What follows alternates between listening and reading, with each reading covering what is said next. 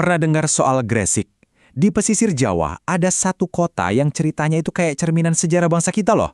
Dari sebuah pelabuhan internasional yang super sibuk, terus jadi pusat penyebaran iman, sampai sekarang jadi raksasa industri. Hari ini kita bakal telusuri 3 babak penting dalam perjalanan hidup kota Gresik. Jadi, pertanyaannya, gimana caranya kota pesisir yang kelihatannya kecil bisa jadi legenda yang ikut ngebentuk sebuah bangsa? Nah, untuk jawab itu, kita harus mundur jauh ke belakang, ke awal mula kisah Gresik, ke fondasi yang membangun takdirnya. Setiap kota besar kan, ceritanya selalu dimulai dari tanah dan airnya ya. Sebelum jadi pusat perdagangan atau pusat keagamaan yang kita kenal, Gresik itu adalah bentukan geografi.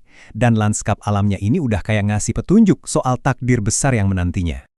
Bahkan namanya aja udah ngasih gambaran yang jelas banget. Giri itu kan artinya gunung, dan Gisik itu pesisir. Jadi lokasinya ini strategis banget, kejepit di antara perbukitan dan lautan. Dari awal, ini udah kayak takdirnya buat jadi gerbang maritim yang sempurna. Nah, dengan lokasi seideal itu, yang nggak butuh waktu lama buat Gresik jadi magnet bagi dunia. Yuk kita lihat gimana pelabuhan ini bisa berubah jadi, ya semacam pasar dunia di zaman itu, panggung global di masa lalu. Coba deh bayangin suasananya waktu itu. Aroma rempah dari Maluku kecium, bareng wangi sutra dari Tiongkok. Para pedagang dari Gujarat dan Arab tawar-menawar pas di sebelah pedagang dari Siam. Gresik itu bukan sekedar pelabuhan biasa loh, ini benar-benar persimpangan global. Tempat di mana ide, barang, bahkan budaya, semuanya campur aduk jadi satu. Dan sejarah emang mencatat semua ini. Sejak abad ke-11 aja namanya udah kesohor sebagai pelabuhan internasional. Puncaknya itu di abad ke-14, pas Sunan Gresik datang, itu jadi tanda era baru dimulai. Terus Kerajaan Majapahit bahkan ngasih pengakuan resmi yang ngukuhin statusnya sebagai pusat dagang yang gak ada tandingannya. Tapi, di tengah ramainya jual beli itu, ada sebuah transformasi besar yang terjadi. Diam-diam, dari pusat niaga, Gresik mulai berubah jadi semacam mercusuar iman. Dan babak inilah yang bakal nentuin warisan Gresik buat selamanya. Makanya, julukan Kota Wali itu bukan cuma sebutan biasa. Ini tuh pengakuan atas peran super penting Gresik sebagai gerbang utama penyebaran Islam di Jawa. Dari pelabuhan inilah arus keyakinan yang baru itu nyebar ke seluruh Nusantara.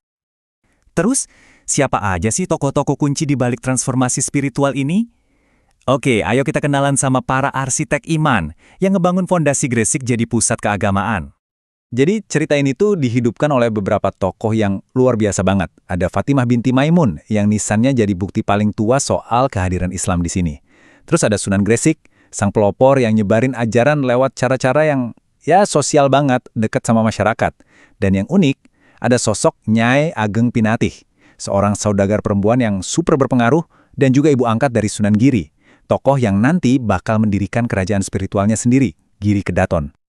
Nah, ngomongin Sunan Giri, pengaruhnya ini benar-benar meledak. Awalnya cuma dari sebuah pusat pendidikan, pesantren Giri, tapi tempat ini bukan sekedar sekolah loh. Dia berevolusi jadi sebuah kerajaan berdaulat, namanya Giri Kedaton, yang kekuatan spiritual dan politiknya itu disegani sampai ke Maluku. Iya, Maluku, pusat rempah-rempah dunia saat itu. Oke, waktu terus maju, dan Gresik sekali lagi bertransformasi. Yuk kita lompat ke era modern buat ngeliat gimana semangat pelabuhan dan pesantren di masa lalu itu justru ngebentuk wajah Gresik yang sekarang ini kota industri, kota pabrik. Kalau kita bandingin dulu sama sekarang, ada satu hal yang kelihatan jelas banget. DNA Gresik itu nggak pernah berubah. Semangatnya sebagai pusat aktivitas dan pengaruh itu cuma ganti wujud aja. Pelabuhan strategis sekarang jadi kawasan industri. Dulu aliran sutra dan rempah, sekarang diganti semen dan petrokimia. Bahkan, semangat para wali buat ngebangun komunitas itu sekarang bisa kita lihat cerminannya dalam semangat ngebangun industri modern. Dan simbol modernnya? Ya ini, berdirinya pabrik semen Gresik jadi titik baliknya. Fondasi buat era baru Gresik sebagai raksasa industri. Bisa dibilang, semen inilah yang secara harfiah jadi jembatan antara warisan dagang di masa lalu dengan kekuatan produksi masa kini. Kisah Gresik ini ngajarin kita satu hal penting ya. Setiap kota itu dibentuk oleh arus-arus kekuatan yang kadang nggak kelihatan. Bisa perdagangan, keyakinan, atau industri. Nah, sekarang coba deh lihat sekeliling Anda. Kira-kira arus apa sih yang lagi ngebentuk kota tempat tinggal Anda saat ini? Sebuah pertanyaan menarik buat kita renungkan bareng-bareng.